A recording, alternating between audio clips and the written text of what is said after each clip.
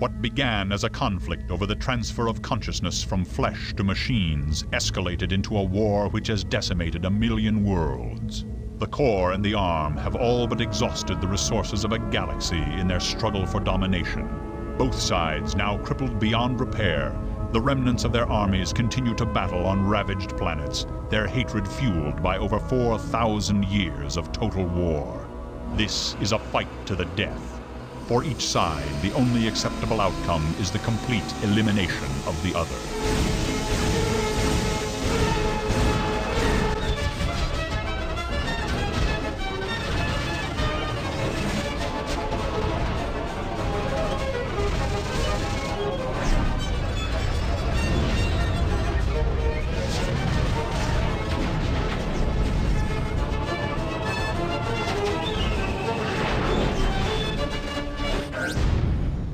And I've already gotten my discussion of the story of this game out of the way.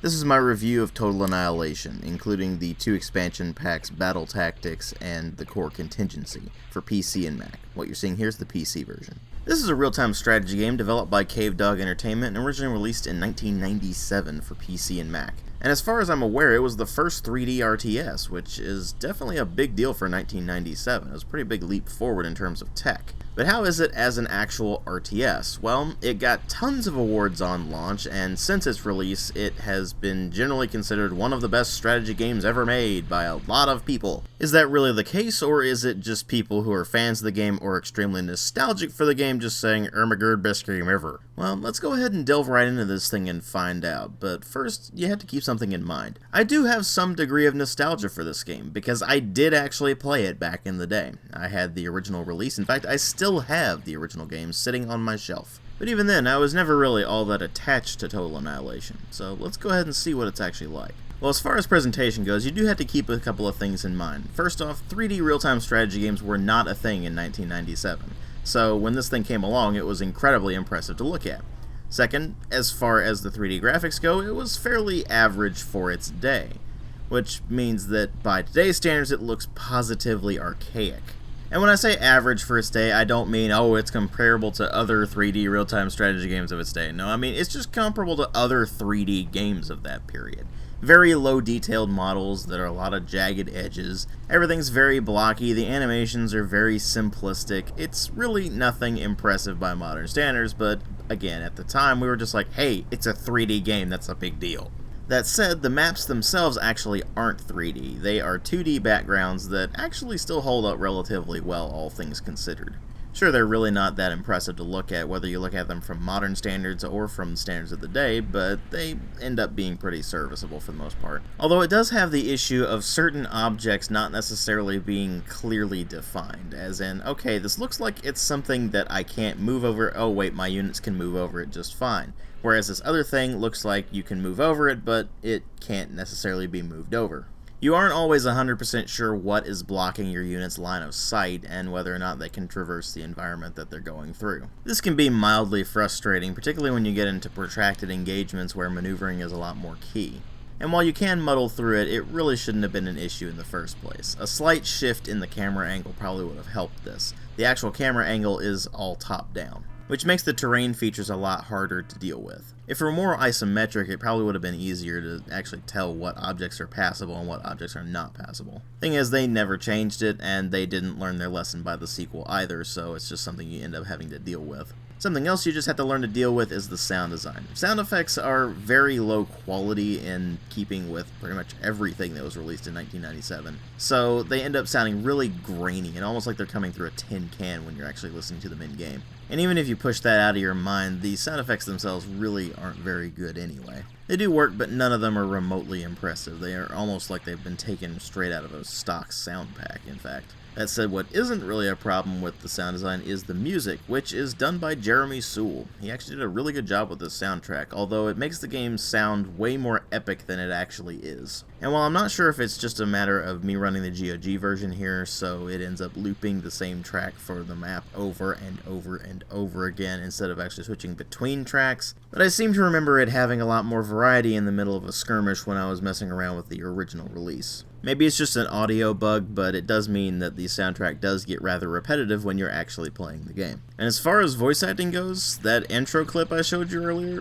it's pretty much it, so there's really nothing to say about that. Other than, well, it's incredibly cheesy. But of course what really matter here are story and gameplay, although in Total Annihilation, the gameplay matters infinitely more than the story because there pretty much isn't a story in this game. There's a premise, which is the core and the arm have been fighting each other for over 4,000 years across millions of planets because the core were like, hey, you need to upload your consciousness to machines, and the arm was like, no! And so they just started fighting and haven't stopped fighting since. And even if you play through the campaigns, that's really all the story you're gonna get. Depending on which faction you're playing, you're basically just gonna try to eliminate the other faction, and they do have some degree of mission structure to everything, but ultimately it's just a bland, incredibly uninteresting story because there basically isn't one. They do try to expand upon what little story there is in the core contingency expansion, where you have a 25 mission campaign basically detailing the contingency plan if the ARM manages to defeat them. So it's set after the end of the ARM campaign, which I guess would make the ARM campaign the canon ending of the first game, and which the core was defeated, but then there's the contingency plan, which is a massive super weapon that basically follows the philosophy of if we can't win, then nobody can win. But beyond that, there's really nothing to the plot of the core contingency, and like the original campaign, it ends up just falling to the gameplay to bring things up. And as far as gameplay goes, you are getting quite a lot of content here. I mean, the Battle Tactics expansion alone is 100 new missions. You heard me right. 100 new missions. This details something that is particularly important to note about the entire Total Annihilation series, not just Battle Tactics. It's really more about quantity than quality. So sure, there are over 100 missions. In fact, I think there's close to 200 missions when you bring everything together. I mean, the campaign in the original game is 50 missions long in total. It's 2 campaigns of 25 missions apiece. And yes, it does actually kind of drag on and on and on, like you would expect a campaign that long to do. And while the main campaigns of the original game and the core contingency aren't too bad, they're just kind of average RTS campaigns for the time, the Battle Tactics expansion is generally fairly low quality. You could classify it as shovelware in that regard. It's a crap ton of content, sure, but it's just not good content. In fact, it's not even really average content. Most of the missions are pretty subpar, and the new unit additions really aren't very good either. In fact, there's only 4 new units in the Battle Tactics expansion. For comparison, the core contingency added 75 new units. Yeah, I think it's pretty obvious which of the expansion packs is considerably superior here. But here's the thing. All of that is a crap ton of quantity. How's the overall quality? Well, this is an extremely simplistic real-time strategy game. You have 2 resources, metal and energy. These are generated over time as opposed to having various gather points that you send units to gather resources from, and then they come back and deposit them in your resource vault. And to get more resources, you build various structures, so metal extractors and mines for extracting metal, and of course solar panels, geothermal plants, fusion reactors, that sort of thing, to generate energy. And it is considerably easier to get your energy production up than it is to get your metal production up, which is why the energy costs for everything are way higher. But here's the thing, whenever you start producing something, it puts a drain on your trickle rate of resources. And if your drain goes higher than your trickle rate itself, then you actually start losing some of that resource. So let's just say the drain on your metal is 50 and your production rate is 40. Well, then your supply of metal is going to gradually deplete. By the same token, if your resource gain rate was 50 and your drain was 40, then you actually would not lose any metal at all. And the thing is, while it's generally pretty easy to build structures to generate a ton of energy pretty quickly, metal actually has to be gained by extractors or mines, which are placed at various points on the map that actually are rich in metal. Now, there are various items scattered throughout the world that you can deconstruct in order to gain energy or metal if you need to, but most of the time it's going to rely more on your trickle rate than on the amount that you actually have in supply.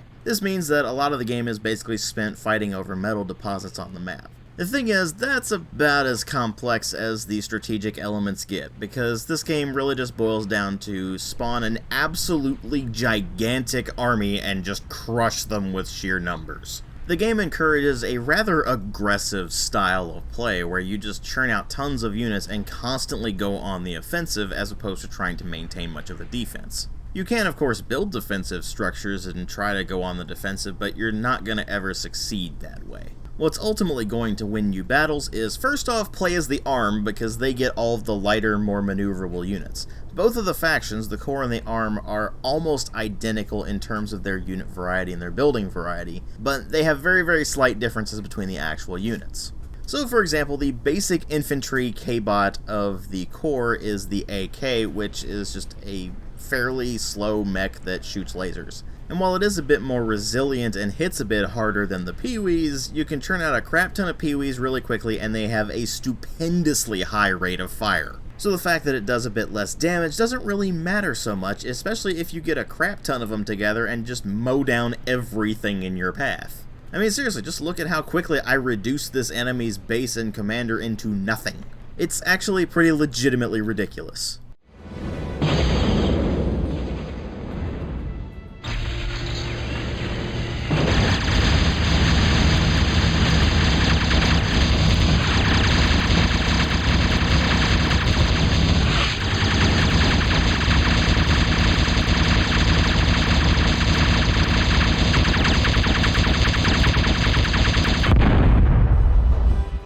And just in case you were wondering, that was on hard difficulty. This brings up another issue that I'm going to table for now because I still want to talk about the balancing here. There is really no reason to play the Core at all. They are at a distinct disadvantage because the Arm just has a handful of units that are just flat out better than all the other units in the game. They also get access to things like the Big Bertha, which is a really long-range plasma cannon that does an absolute ton of damage and has a completely ridiculous range. You get a couple of those things set up, and you can basically shell the enemy base from so far away that they really can't do anything about it, and it just annihilates things incredibly quickly. The thing is, they take a lot of resources to build, and they take quite a long time to build, so they're more of a thing that you put into very long, protracted games that you kind of try to break the stalemate of. Because otherwise, you're just going to rely on a handful of units that are the absolute best for your given faction, and you're just going to charge in and try to cause as much damage as you possibly can. Ideally, you go for the enemy commander, because once the enemy commander is destroyed, then they lose. And while there is some degree of unit countering, it's really not going to matter all that much in the long run, as long as you just get an amalgam of some basic infantry kind of stuff that shoots lasers or cannons, along with some missile launchers, because those can deal with pretty much anything. And forget about using the super heavy units like the Krogoth, because they just take way too long to build, and when you finally do build them, well, the enemy has an absolutely massive army and just kind of curb stomps you. In fact, the vast, vast majority of the unit roster is just going to go completely unused. Now, it's one thing if the map in question doesn't really support it. For example, if it's a sea map, then you're probably not going to be using very many land vehicles. And if it's a map that doesn't have any water on it, then you're probably not going to be using any sea vehicles. That sort of thing is perfectly understandable, but I'm a firm believer of they shouldn't put something in the game if it doesn't actually have a use. And a lot of the units that were put into Total Annihilation were more of a matter of, well, let's just go ahead and put a bunch of units in there and we can worry about balancing later. Except they never really balanced it out very well. No matter how you slice it, the ARM units are generally better than the core units, and that's simply because they're faster and more maneuverable. But unit balancing aside, there are also quite a few other issues with this thing. The one that I mentioned earlier that I was going to table for the time being is that the AI in this game is pretty terrible. Even the hard AI really isn't good enough to actually beat even an average RTS player. As far as that applying to me, I would describe myself as a mediocre to average real-time strategy gamer. I'm the kind of person who has plenty of experience with the genre, but I just don't have the time or the work ethic to put in the amount of practice needed to become a so-called high-level RTS player. I don't have encyclopedic knowledge of every single unit, every single map, so on and so forth of every RTS I play. I don't use hotkeys. I don't have high actions per minute. And quite frankly, I hate that RTS gaming has pretty much become all about that instead of actually messing around with games and trying to figure out strategies that work versus ones that don't work, and trying to get your own unique spin on everything. And with that context, know that most of the time I can pretty much steamroll the AI if I really want to. Let's put it this way. If I can steamroll the AI in a real-time strategy game, that AI is terrible. And I'm sure you'll be noticing that throughout this video, the AI constantly spawning tons and tons of construction units and not enough battle units. The AI constantly trying to build way too much all at once and just constantly running out of resources, which ultimately drags the production to a screeching halt. The AI producing lots of suboptimal units for its given faction and then just getting completely crushed by whatever optimal units that you're using. If it were an actual player, I would pity them and see about helping them to get better at the game, but it's AI, so the only thing you can really do there is say, oh great, here we go again. This is where multiplayer would really go in to pick up the slack, and at the time it actually had a rather active multiplayer community. It was run over Cave Dog's actual service, and it, from all I can tell, actually worked pretty well. I never actually played the multiplayer back in the day because I had a terrible internet connection at the time, but it did end up spawning a very dedicated fan community that actually still plays the game to this day. The thing is, now you have to actually use third-party software to be able to play the game online, things like, for example, Game Ranger. And unless you set that up to play with your friends, then you're going to find that the people who actually play Total Annihilation online are the dedicated fans who have been playing it for close to 20 years now. Those of you who saw your old copy of StarCraft Brood War sitting on the shelf and went, hey, I actually liked that game back in the day, let me go and try that now on Battle.net and see how that goes, know exactly what that feels like. There is a delicate balance of enjoyment factor when it comes to playing a strategy game online. If you're playing against people who are vastly superior to you, you're just going to end up hating the experience. If you're playing against people who are way lower skill level than you, you're just going to steamroll them and be bored. And then, of course, they'll get mad at you as well. Something like that was a bit easier to do back in the day, but these days it's pretty much impossible to maintain that sort of balance. Thus, playing this thing online is going to be something that you're going to do with your friends more than anything else, because if you try to play it with the actual dedicated fan community, you're just going to get steamrolled. And it's not really a point against the game or the fan community, that's just a reality of it being nearly 20 years old at this point. You'll run into the same problem with any of these old strategy games, whether it's Total Annihilation, or StarCraft, or Age of Empires, what have you, really. Luckily, the Total Annihilation community is pretty helpful in that regard, and they put together a few guides to actually help you out with getting adjusted to the game and knowing what units are best and that sort of thing. So that's definitely a plus in its favor, but that's more of an after-the-fact plus. But one problem will rear its ugly head and will plague you no matter what guides you have, no matter how good you are at RTSs. The unit pathfinding in this game is downright terrible. Your units will constantly get stuck on other units, on terrain features, they'll go wandering off and you'll have absolutely no idea where they're going despite you having explicitly told them where to go, and sometimes they'll even just move for a few steps before just stopping and not going any further than that, and you just sit there going, wait a minute, why did you stop moving? And as if that weren't bad enough, the unit targeting is also pretty terrible. You'll tell them explicitly to attack a specific unit or building. What'll they do? They'll shoot just about anything that is anywhere near them. This is especially infuriating if you're trying to target the enemy commander and your guys are just kind of wandering off doing their own thing. You see, the commanders are definitely damage sponges, but they also have some really powerful weaponry, including something called the D-gun, which has a very large area of effect and basically instantly destroys anything in that area of effect. So I'm sure you can envision the scenario right now, where you're trying to target the enemy commander, you got all of your units there, and they end up getting bunched up and start shooting whatever is anywhere near them instead of doing what you told them to do, which is to attack the enemy commander, and then the enemy commander's just like, okay, let's just use the D-gun, and your army's gone. I assure you, many expletives have been let loose precisely because of this problem. But ultimately, it's not those sort of technical problems or the unit balancing that ultimately kills this thing. It's the fact that even for 1997, this was a fairly simplistic RTS, and by modern standards, it's positively archaic. Something like this is really not very far removed from the original Command & Conquer. Sure, it's on a considerably larger scale. I mean, you can get hundreds upon hundreds of units on a single map, and it gets positively ridiculous at times. And of course, it has the honor of being, I believe, the absolute first 3D real-time strategy game, so that's definitely important from a historical perspective, but it really doesn't stand the test of time very well. All those people who will constantly tell you that this is the best real-time strategy game ever made are horribly mistaken. Extremely important to the history of real-time strategy games? Absolutely. But like I said, it's positively archaic at this point.